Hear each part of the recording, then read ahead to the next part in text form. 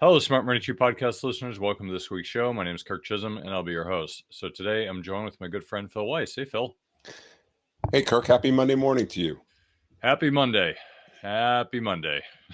Got a little bit of a headache today, just getting off a little cold, so you have to bear with me. I'm not as chipper as I usually am. I had a rant I was going to go off. I'm not sure if I will today because I'm just not my usual self, but I may anyway. So actually, I'm going to start with that. So I don't want to miss it.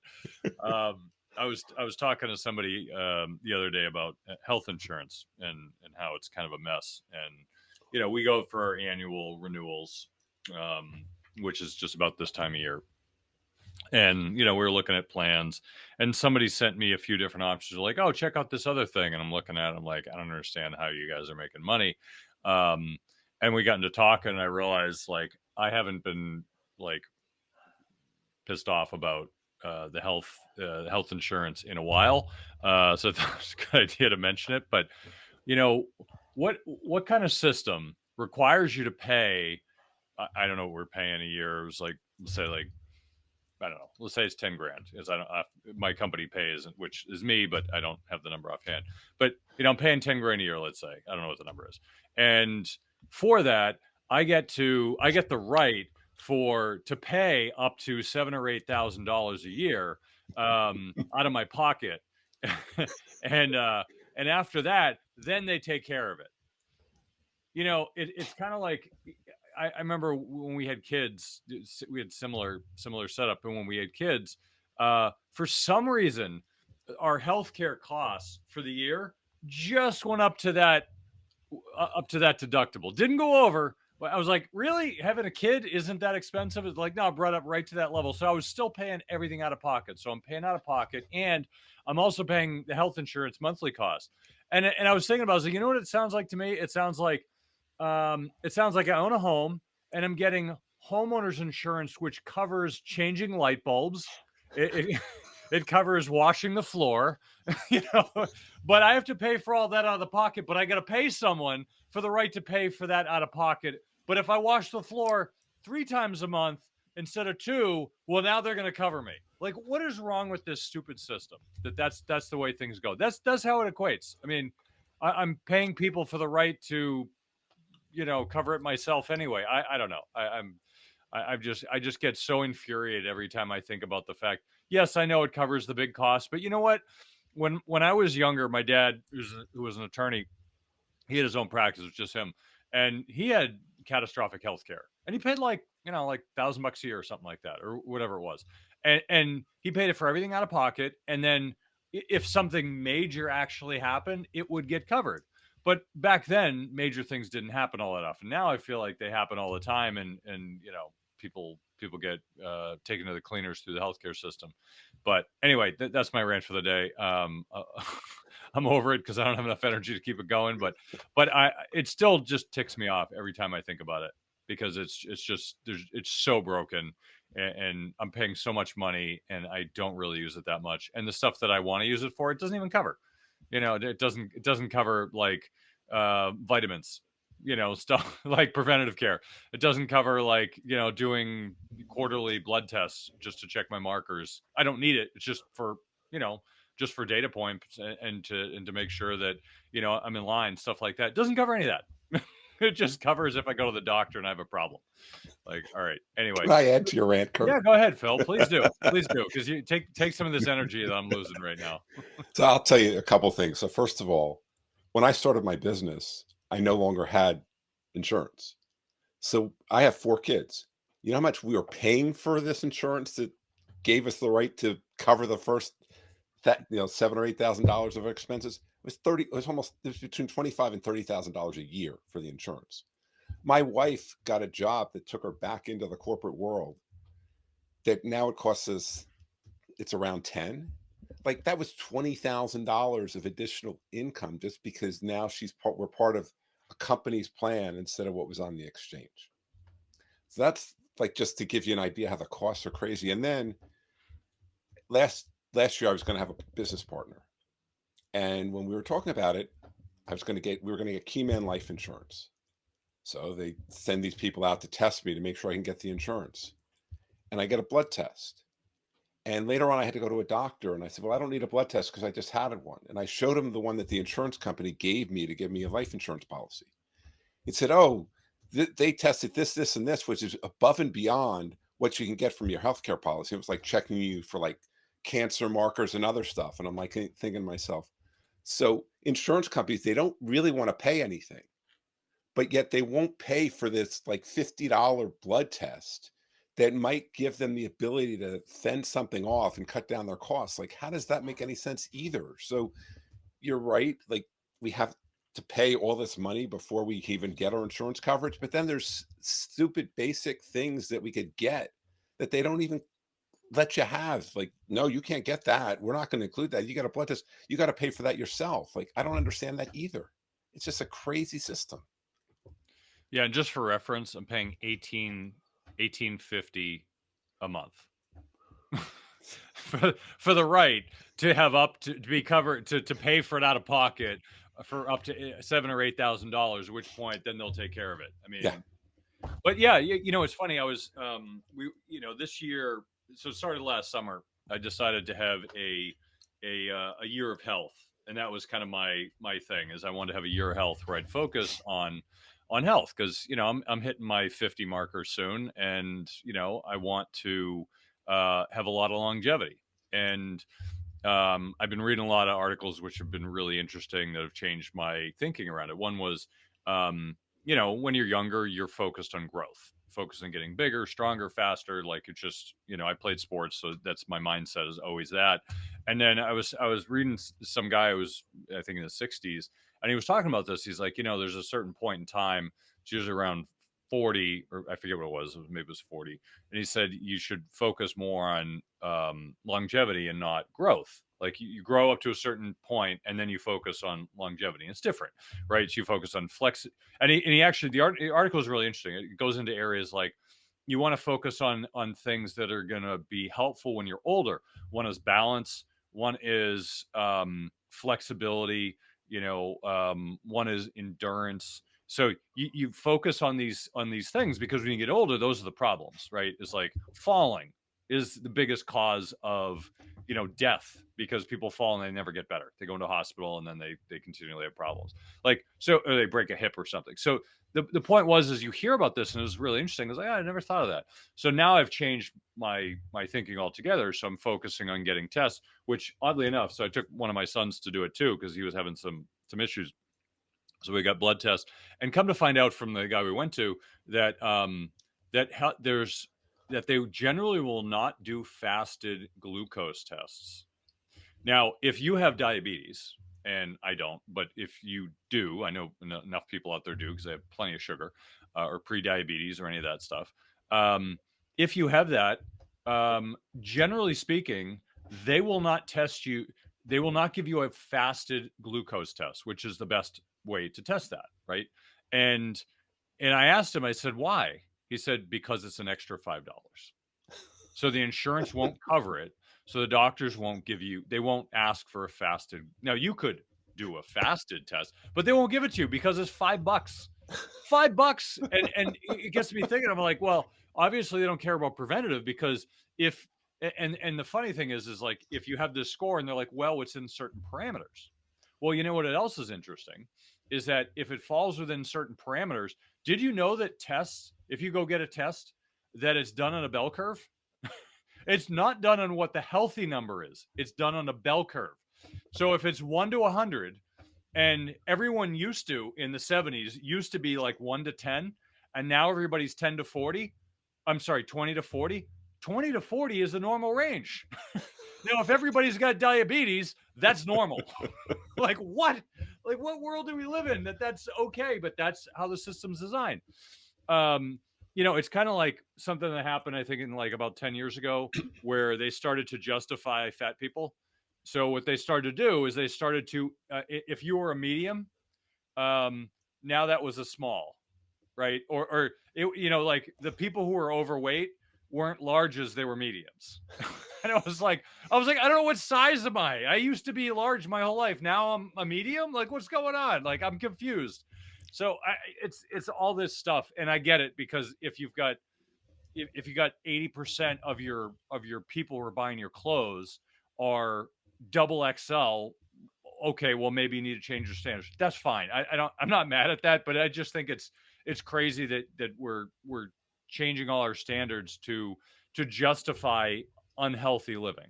And so it's hard because how do you know if you're unhealthy? So I went through all these blood tests and the doctor was like, well, I know the normal range says this, but it's actually this. So he had to go through each separate one and say, well, actually it's this, actually it's this. And I'm like, wait a minute, what's going on?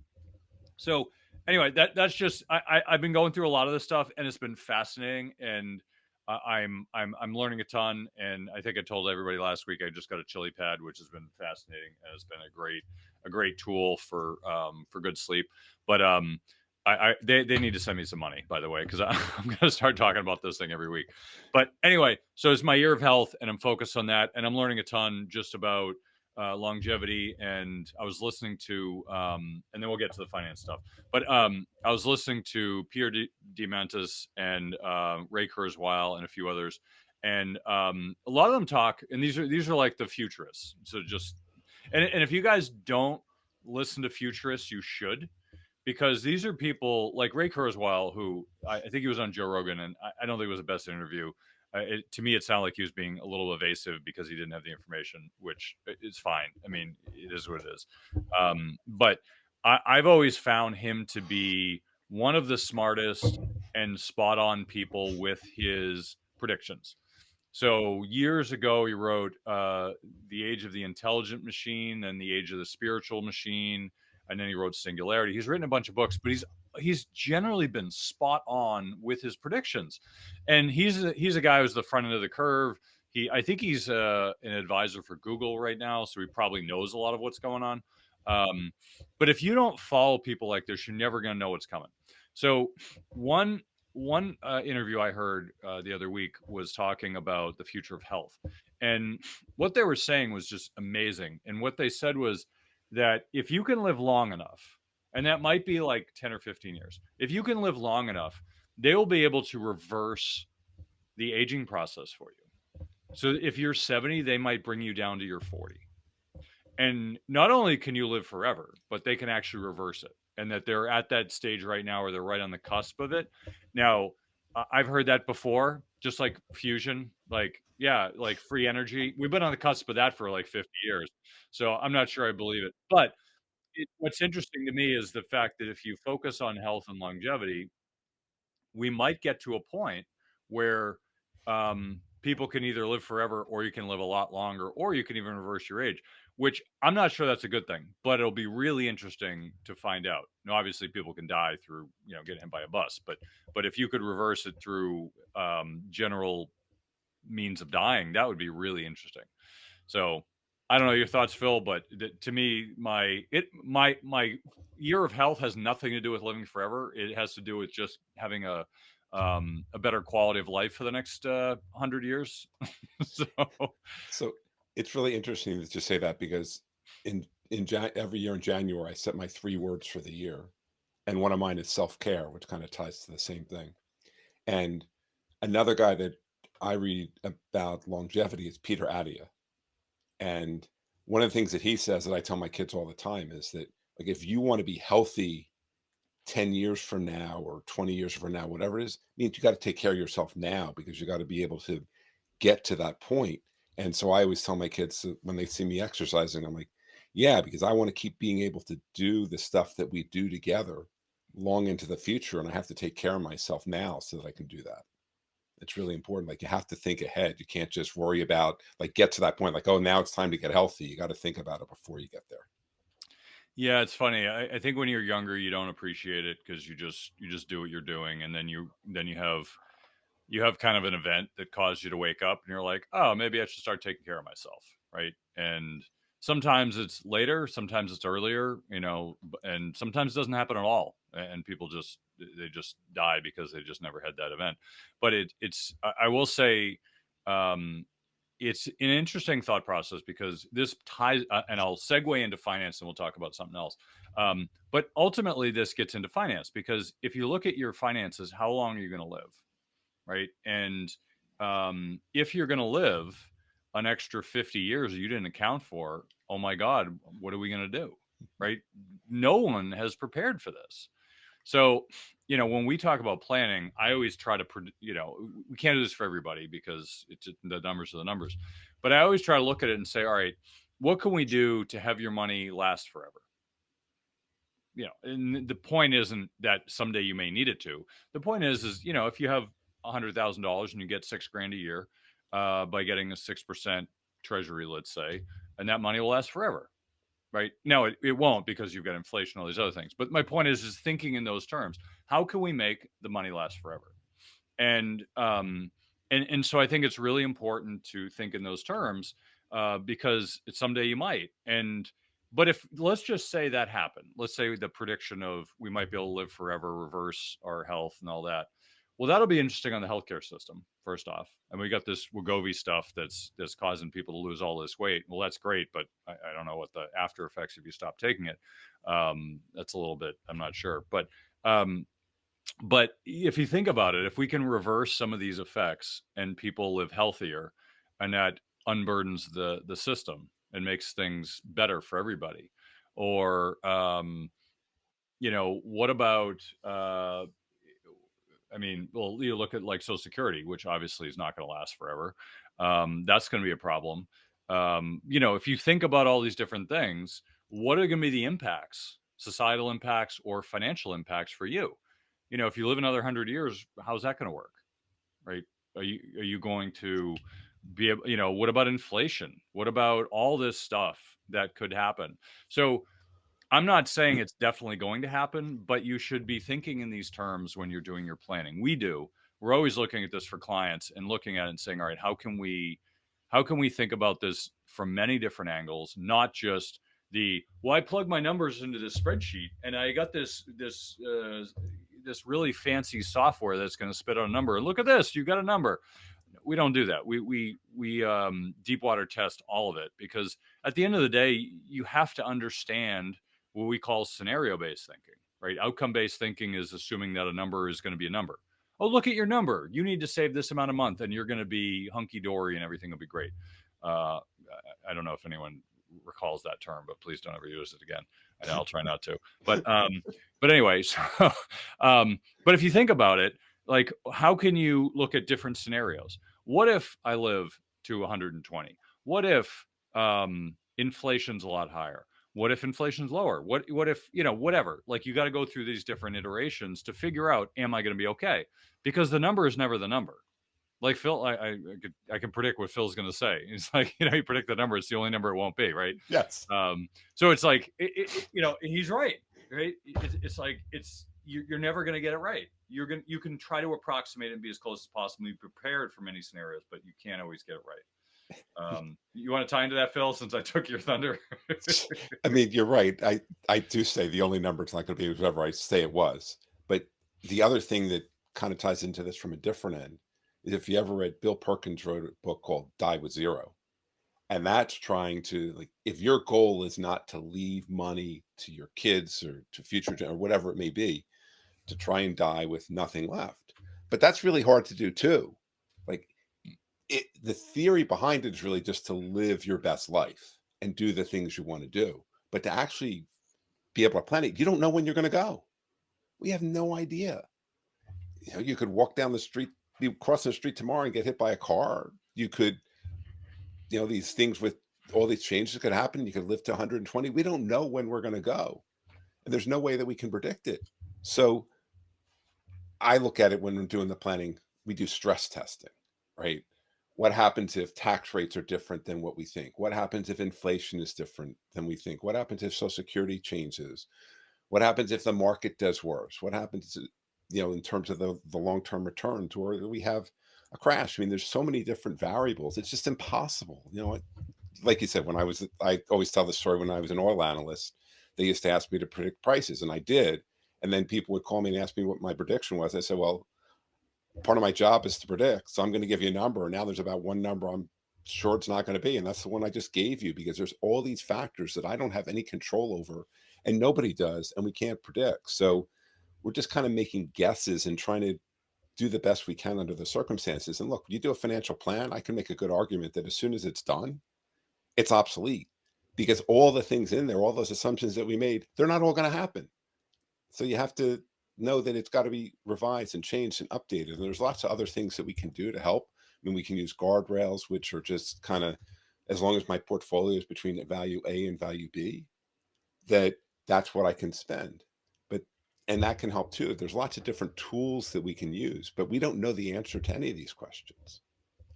Phil's too honest. You don't make a good media personality, Phil. You need to be able to lie to your teeth and make stuff up on the fly. So I don't know. Maybe that's why you're not on TV, Phil. I used to be, and I that's know. why I'm not anymore, right? Yeah, yeah. They need people that are a little bit more looser with their morals and their values. Um, this is a public service announcement. Have you ever played the lottery? My state advertises that you can't win if you don't play. What they don't tell you is that the lottery is a tax on people who are bad at math. How many lottery winners have you met? Probably none. If you don't like your chances of winning the state lottery, you're definitely not going to like the chances of winning the inflationary lottery. The inflationary lottery? That's right. Your chances to win the state lottery might be 1 million to 1. But you're guaranteed to win the inflation lottery because it affects everyone. And the prizes stink.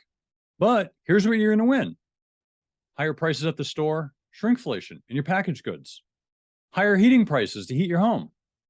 Who doesn't want to win that lottery? Much like the government, I feel bad that your costs are rising. So I want to help you out by giving you some free money. It's not a lot. It's only 1 million Zim dollars, but it's something. Well, you can't buy anything with it, but it does look good as wallpaper.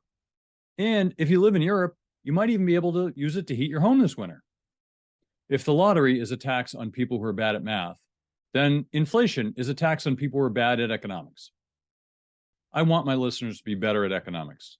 So I'm giving my loyal listeners free money. Go to www.moneytreepodcast.com/free money. Follow the instructions to get your free money today. I have a large audience and a limited number of these currencies. So let's make sure we get yours before we run out. Go to www.moneytreepodcast.com/free money. Follow the instructions and get your free money today.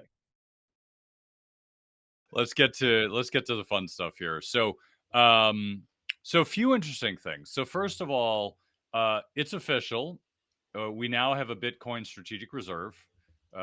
President Trump signed that in as a executive order that they've all the Bitcoin that we've confiscated from illegal sources that have just been sitting there. We've put it on our books as a strategic reserve. Apparently, they've also kept the shit coins, and they're not going to sell them. They're not going to buy more. He was very clear. We're not going to buy more. We're not selling them.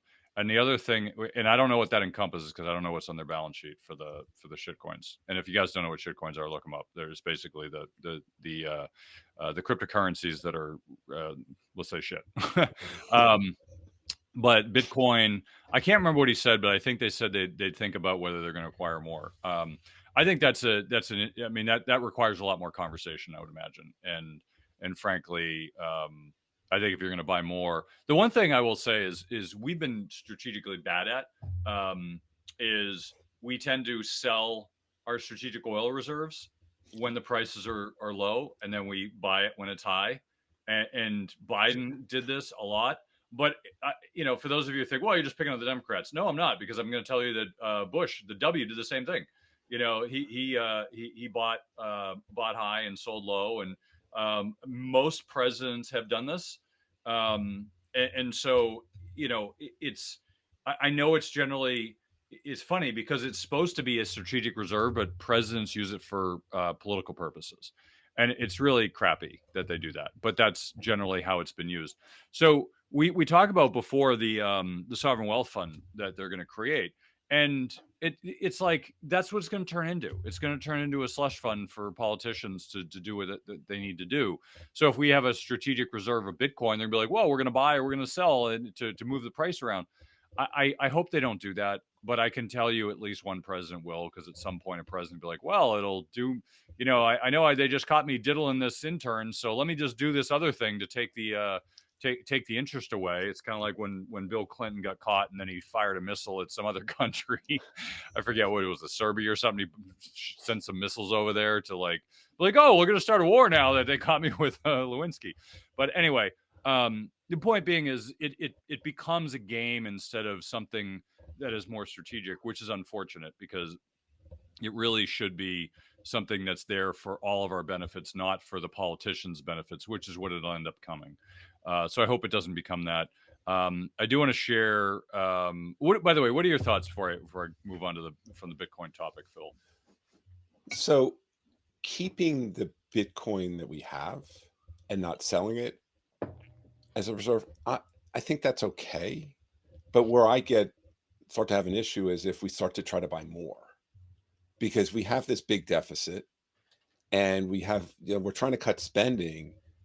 Why would we then be taking money to go buy Bitcoin? I mean, that to me doesn't make intuitive sense. And I guess the other thing I always wonder about when I think about having another reserve is, the US dollar is the world's reserve currency.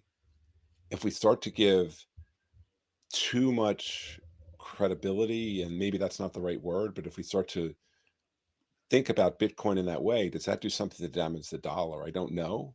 So I guess I'm most comfortable with the idea of a Bitcoin reserve. If it's just the amount that we have, we're going to hold on to. Yeah, I'm going to be honest. Something has to change with our global reserve currency status, and I think it will during Trump because I've heard a lot of.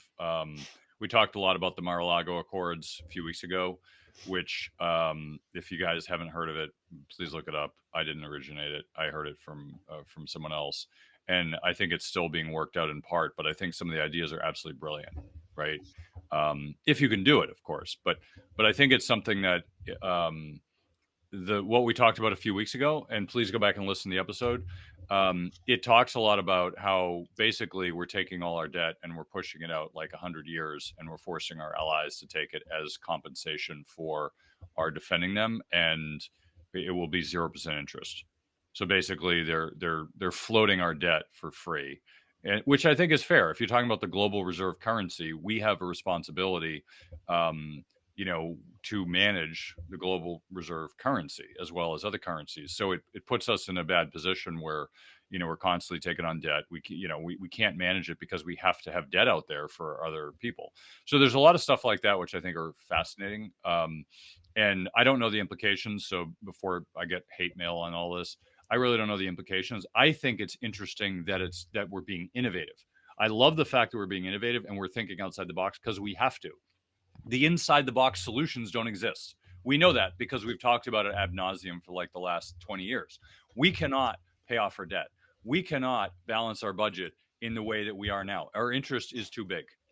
The interest on our debt is too big, and it's only going to get bigger. And I think we were adding $1 trillion of debt every 90 days under Biden. And at some point that goes to 80 days, then 70 days, then 60, and then we're in hyperinflation, right? So the point being is it's a real problem. And so people who have a problem with Doge, I don't know what world you're living in. You must be living in the MSNBC world because they're the only people stupid enough to say that that's a bad idea, cutting government debt.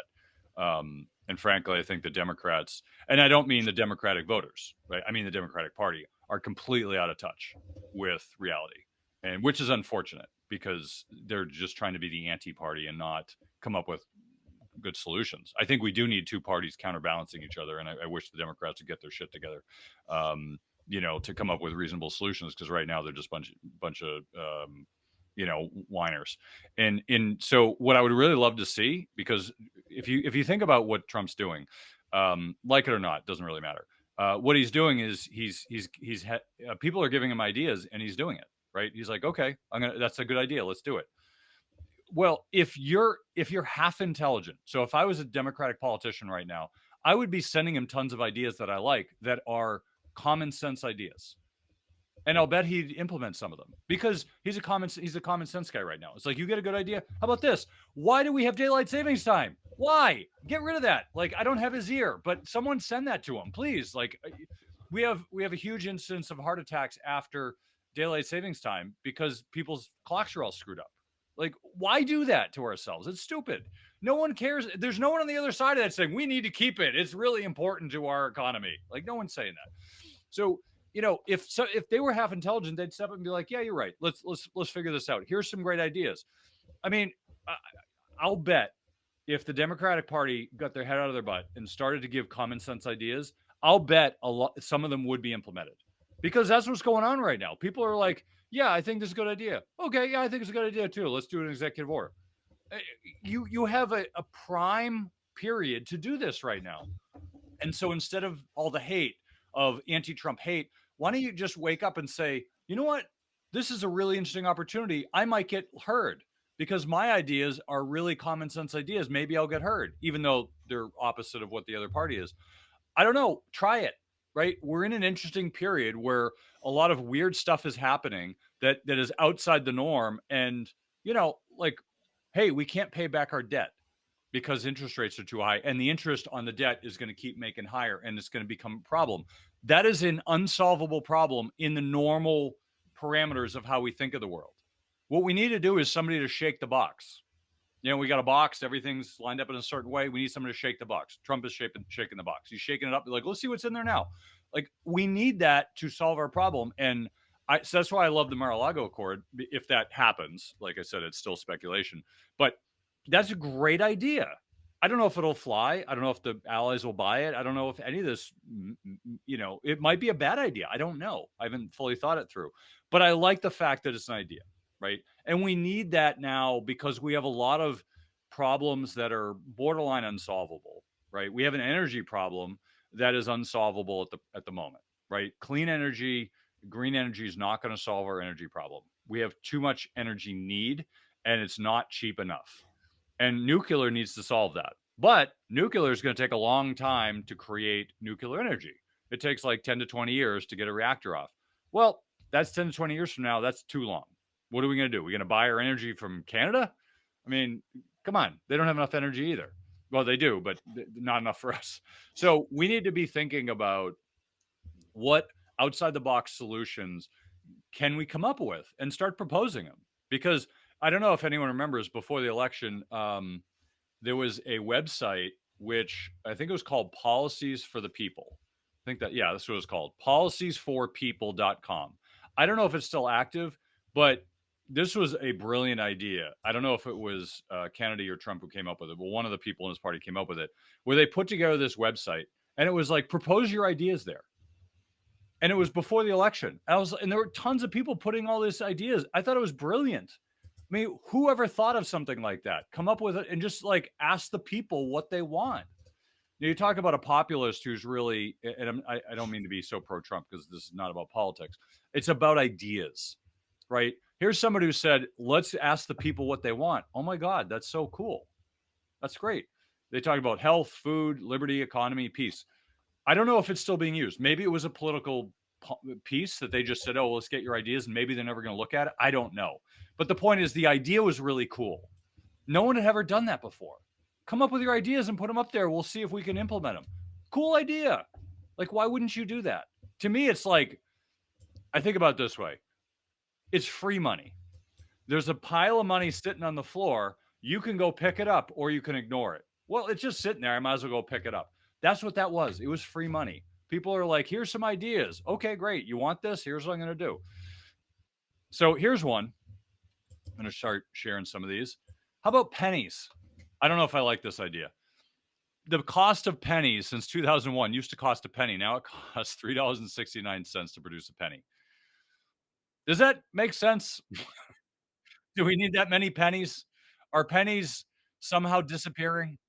I mean, new pennies aren't. Old pennies are because they're made out of copper, and copper is now worth more than the penny, um, which to me is a little interesting, because this is what happened with silver dollars and the quarter and the dimes, and the half dollars used to be made of silver, and then I think it was 65. They started making them out of other materials, and it used to be 90% silver.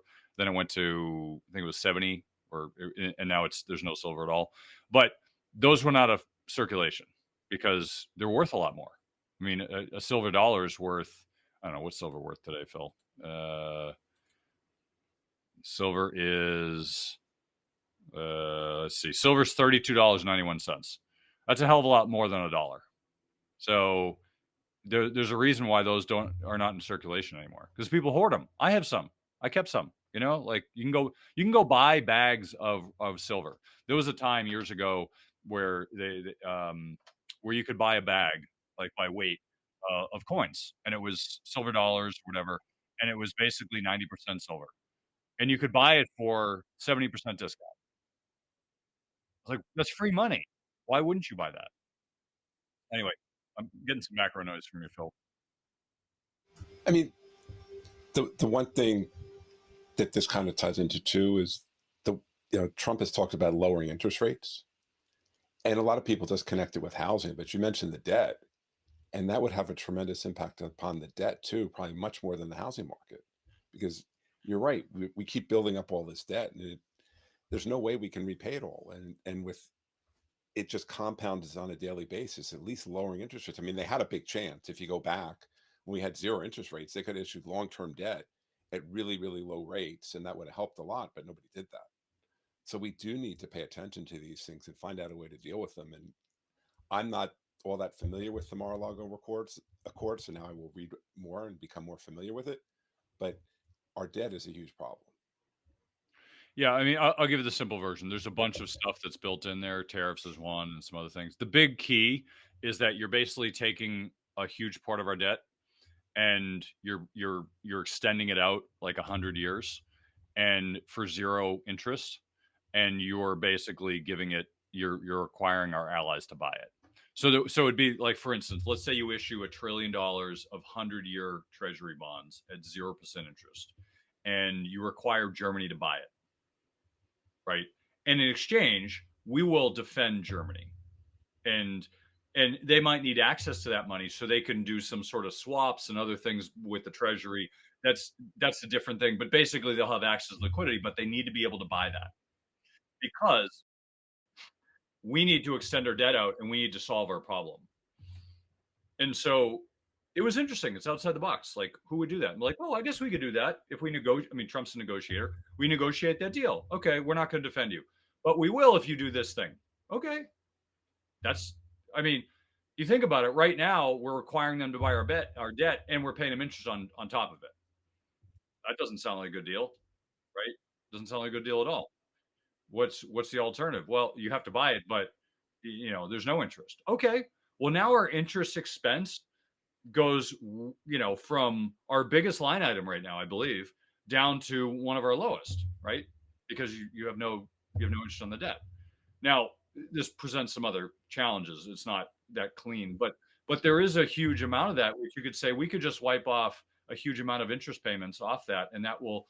I mean, if you think about, let me bring this up. So if you think about, so there's the debt clock. I don't know if anyone's familiar with this. They just added the Doge clock on this for how much money is saved. But if you look at that, right? If you look at our debt, and where is our national debt? $36 trillion. That's kind of a lot, right? It's kind of a lot. I have to look through this to see where the interest on the debt is. Interest on the debt, $1 trillion net. So here are the line items: Medicare, Medicaid, 1.6 trillion, and you look at Social Security, almost 1.5 trillion. The Defense and War budget is 885 billion, which somehow I think there's probably a lot more that's stuck under the rug, but whatever. That's what it is. Interest on the debt is $1 trillion. That's a lot, right? That's quite a lot. And if you look at all the other line items, and we'll go through some of them, but you realize that that these other things are inconsequential in comparison. And let me bring some of these up. So here's some of them that we found these charts. I thought they were interesting.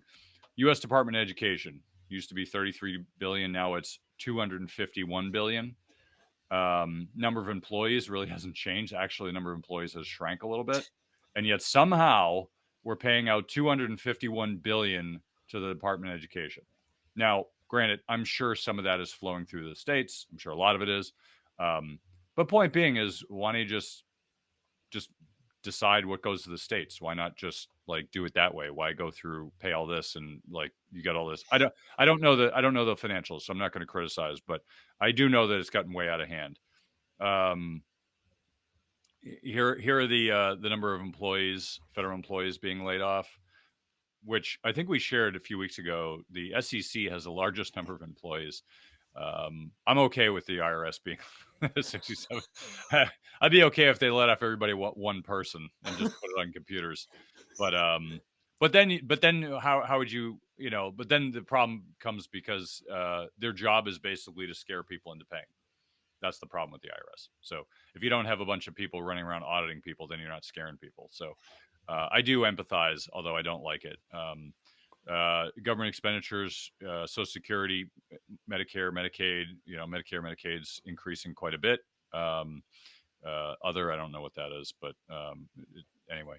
So, all right. So anyway, what are your thoughts, Phil? I mean, they're going through with the machete cleaning up the government. I don't know if it's all good or bad. It's nuanced, obviously, but I don't know. What are your thoughts on all this? Look, there's certainly wasteful spending, and getting rid of it is a good thing. I'm not always sure that the way that they're going about doing it is the right way, but I don't know that I know what the right way is. Right? That's part of the problem. But and I know I feel for some of these people. Like I have clients that are government employees, and I can tell you that two of them already have reached out, and one like his job ends March 31st, and the other's like, I got an offer. What should I do? So people are affected by this. The level of efficiency of some of these jobs isn't that great. So I do think that I'll never forget back when I lived in Arizona.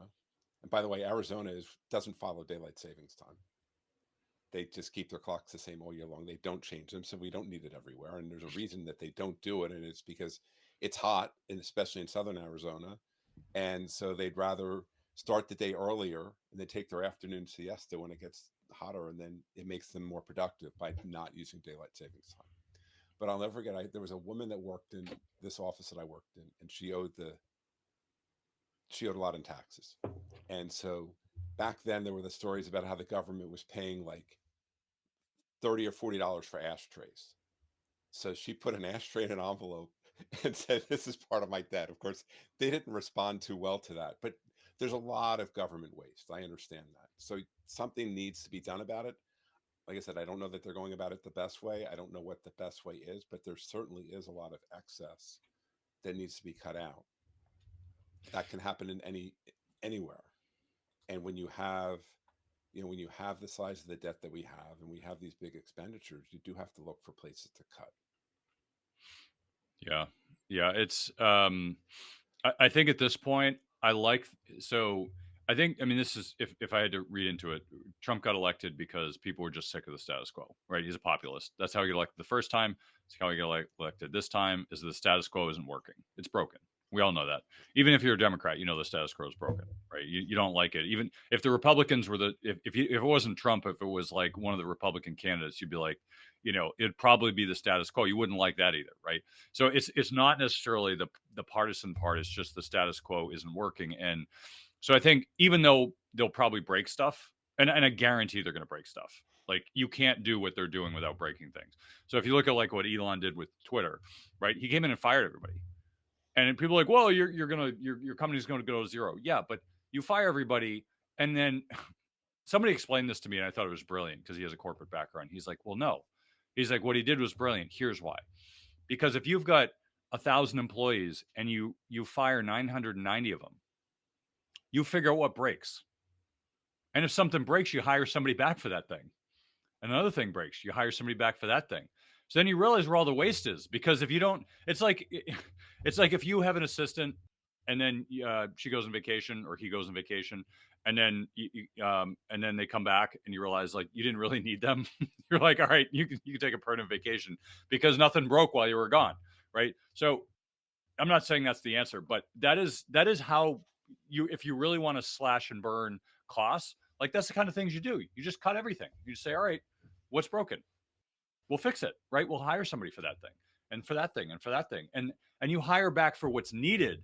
And then all the waste goes away because you just cut everything. Now, that guarantees things are going to break, right? And I'm not suggesting it's the best idea. I'm just saying it's an idea that a lot of smart people in corporate America do in order to reduce costs, especially if they're coming in and they just slash cost indiscriminately. They just cut everything and then they just figure, all right, what can we hire back? Um, I do want to share. So there's two things I want to share before we before we tag off, and well, actually, one of them. So I'm going to mention this, and we'll come back to it next week. Is housing now? Uh, the the housing market is really interesting right now. There's a lot of people talking about this, and it's still early, but early is the start of a trend, obviously. There's a lot more housing getting on the market right now, but there's actually a big potential problem, a black swan in the mix in housing. And I'm going to leave everybody to. We'll talk about it next week. I'll leave you on the edge of your seat because we have interest in time. But I can tell you that there is a big problem in housing right now, and it it's akin to the subprime. Not as bad because that was more of a banking problem. This is not a banking problem necessarily, but it is a housing problem. So for those of you who think housing is unaffordable, this could be a potential win for you if you've been waiting to buy a house and you can't afford it. There could be something, and it depends on what part of the country you're in too. But I'll try to grab some of the charts for next week. But stay tuned for next week because we're going to get into this because this is the kind of thing where you just say, all right, this is bad. Let's go sit in cash in the sidelines. I'm not saying everybody do that, but what do you see in Phil? Because we didn't get to the one point. I just remembered the one point we were supposed to hit. With the markets, you were talking about rotation. You want to touch on that and then wrap it up? Sure. I mean, there's a couple things that have been going on, and from a rotation standpoint, like the biggest thing is the performance of all the stocks outside the US. Like I'm looking here, global stock market performance year to date. This is from Ed Yardeni report, and he says, um, I'm looking for the year to date numbers. One second. Uh, Among regional indexes, market Europe is ahead of the pack year to date with a gain of 16.9%, followed by Europe 14.6, EAFE, which is Asia and the Far East, is 10.3, EM Latin America 9.8, and then the worst performing region so far is emerging markets, Asia, um, and emerging markets, East Asia. But the U.S. is down 2%. So look at how all these, for years, people saying, well, it's been so long since international outperformed. Why do we still invest in international? And part of the reason that we have diversified portfolios is because we don't know what's going to happen. And look, a couple months does not make a long-term trend, but we're certainly seeing from a stock market performance, there's a big difference in terms of how the rest of the world outside the US are performing. I mean, and there's still some international weak spots too, but the most of the world outside the US is outperforming the US. So that certainly is something that we haven't seen in a long time, and it'll be interesting to see if it continues. And then the other kind of rotation we're seeing within the market is, look, the Nasdaq's in a correction, and the which means it's down more than 10%. And the Nasdaq is thought of as a much more technology heavy index, and technology stocks are underperforming. Healthcare stocks have been among the best, and healthcare stocks weren't. So we always have rotation in the market. I said this is only a couple months, but those things so far been turning it, just like the growth versus value. And so we've had a little bit of value stocks and people looking for more quality because they're concerned about all the things going on, whether or not there's a recession, whether or not the market's going to go bad. I mean, I don't get that many emails from clients asking me or about the markets or with concern about the market, but the number that have reached out has been up a little bit. There's people that are concerned, and in concern, that's where we have a flight to quality. And flight to quality oftentimes leads to these larger companies that pay dividends and things like that. And so we're seeing a little bit of a rotation in terms of what sectors are performing well, as well as in the geographic nature of what in the market's performing well, which is something that we haven't seen for a while. Like if you go back, we haven't seen it in the smaller caps, that right, those are still suffering. And we've talked about, I know you and I have talked about that on this show before, but in terms of what's going on globally, that does look like we could be beginning to see a market rotation in terms of international stocks outperforming US stocks, and the technology stocks, at least for now, are not doing as nearly as well as they had. And like I said, the NASDAQ is in correction. Yeah, you want to wrap us up here, Phil? Sure.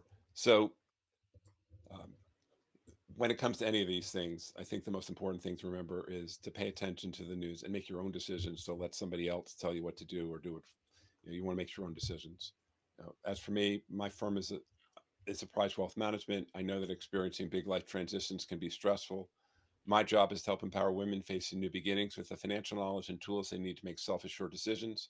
My firm's a Prize Wealth Management. We'd love to get to know you. You go to our website, which is apprisewealth.com. That's APPRISE wealth.com to sign up for our weekly blog or to schedule a free introductory call. Thanks for having me today, Kirk. Enjoy the conversation. Yeah, thanks for coming on, Phil. I always enjoy having you here. And I will say that the interesting thing is I was kind of looking at the numbers this morning. They're not good for U.S. markets for sure. But I will say that what's interesting is if you look at what's happened this year so far, if you look at like the DAX, for instance, which nobody looks at, but that's up a lot this year. I mean, it's up like 10, 12%. It's like 10, 11% for the year. And meanwhile, you compare that to the U.S., which is, I don't, the numbers I gave you were, I think, from last week. So the markets are actually down another percent or two. Nasdaq's like 1.7 down. So you're already looking at 7.5% on the Nasdaq, and the S&P is probably closer to 3.5. So yeah, I mean, I think the one thing to keep in mind though, as we go through this rotation, is it's been kind of a while since we've had bad markets, and these aren't even bad. This is not even a bad market. This is a flat market. Yes, it's gone down a little bit, but if you think about it, like the S&P down 2%, that's like a daily volatility spike. That's nothing. Down 20 or 30, okay, now you got my attention. But like 2%, that's nothing. So I would just warn everybody just to be mindful. I think this year will be a relatively flat year. I think we'll see volatility for sure. But I would be shocked if we're up more than 7% this year, given what's going on now. I'd be really shocked. So I think people just need to keep in mind that, the markets are fluid. They will change, but don't keep all your money in the Mag 7, assuming it's going to go up forever, because right now that is a weak sector, and that could continue to be weak. And weak doesn't mean they're going to crash, by the way. It just means they might not grow. But then you might have value stocks that grow. You have international stocks. So there's a whole bunch of areas that most people don't invest in that maybe you should consider. So anyway, we're going to wrap it up for this week. We're going to get into next week that big black swan event that we're going to reveal. And like I said, I'm still doing research on it, but it could be market moving. So definitely want to tune in when we talk about it. That's the show for this week. Thank you again for joining us on Money Tree Investing Podcast. My name's Kirk Chisholm, wealth manager of Innovative Advisor Group. We don't just manage your wealth, we make your life better. You can find more about me at innovativewealth.com. And of course, you can find me every week here on this show. You can also check out our show at Money Tree Investing Podcast. On our website, you'll have access to the show notes, resources, and the archive shows. Please remember to subscribe on our YouTube channel for immediate access to the new shows when they're released. When you subscribe to the show, it allows us to get access to some of the top minds of investing in personal finance. While you're here, please leave a comment and question if you want us to address it on the show. Have a great week ahead, and remember, no one will care about your money like you do, so invest in your life.